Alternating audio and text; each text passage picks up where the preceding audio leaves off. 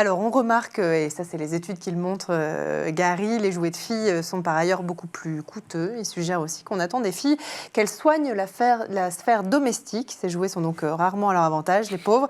Le risque, c'est quoi? C'est qu'ils alimentent une prophétie autoréalisatrice, qu'elles contribuent à faire advenir ce qu'elles créent, tous ces jouets pour jeunes filles? Alors, je suis assez contre ce genre de choses. De base. J'ai deux Ouais. filles à la maison, donc je leur apprends à pouvoir tout faire. Et je pense que dans la mentalité, c'est qu'il n'y a pas un garçon fait plus qu'une fille ou une fille plus qu'un garçon.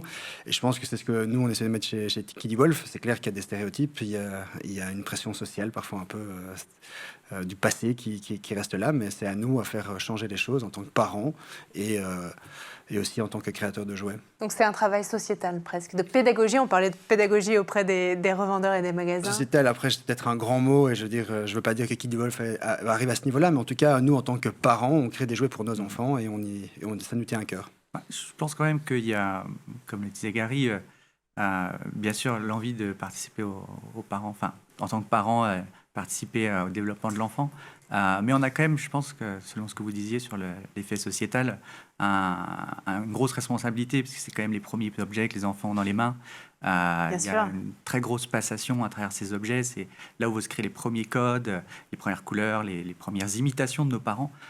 Et ces jouets, ils ont quand même un impact assez important sur lesquels on doit aussi, nous, se responsabiliser en tant que concepteurs ou nouvelles marques qui apparaissent et de, comme vous l'avez dit, faire de la pédagogie autant des revendeurs, mais je pense aussi des parents qui parfois aussi n'ont pas forcément la bonne information et doivent aussi comprendre comment l'enfant se développe et quel coach devrait utiliser dans les tranches d'âge ou les étapes clés sur leur développement.